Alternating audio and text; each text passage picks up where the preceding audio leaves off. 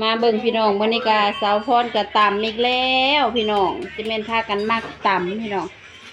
ที่มือสะพรแซ่บเด้อพี่น้องป้ากับอาก็เลยว่ากันมักอันนี้ก็น้องสาวพี่น้องแม่นผู้อื่นเพิ่นก็มักกินตำคือกันยามใดก็กินฝีมือสะพรนี่ล่ะพี่น้องเพราะว่าสะพรเราบ่ก็เฮ็ดแซ่บสิพากันกินตำมื้อนี้ตำโคกไงตำโคกคุณนะพี่น้องสีสันพุ่นน่ะตำหมูมะกอกก็มีพี่น้องมักเล่นก็มีตำลายอันลายย่าง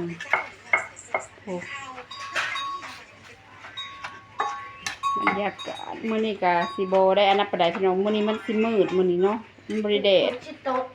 แม่นไวซีตกอยู่เลยโอ้ยเป็นตาคักเป็นตาคักเป็นตาแซ่บคักคนนะพี่น้องซิมมึงดูประคันสีซิมดูเจซิมมึงดูผัดไปแล้วนิดหนึ่งสะเพิ่นกันทั้งใหญ่ทั้งยาวเลยพี่น้องสะสะพรบ่มีไผคือเด้อ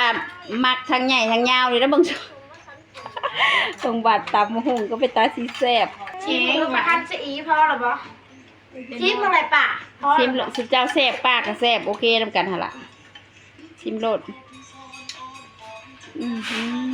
ก็คืออะไรพอหรอบ่นี่ยังพอแล้วเบิ่งตอนเทาะพี่น้องพุ่นนะเป็นตานากินพอขกบางใหญ่นี่จนเต็มพี่น้อง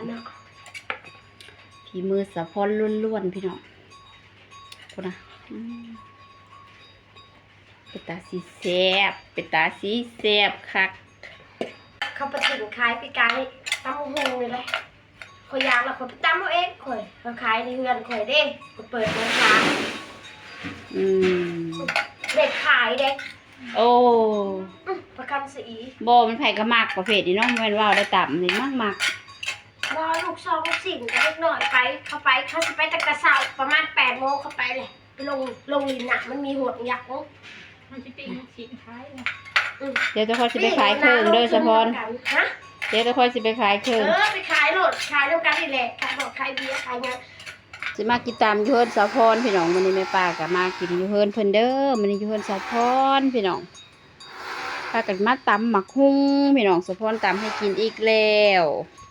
ภายในพากันมักตำเนาะทำไมยูเฮิร์นป้าได้สิเป็นเฮิร์นสะพรเด้อพี่น้องเด้อ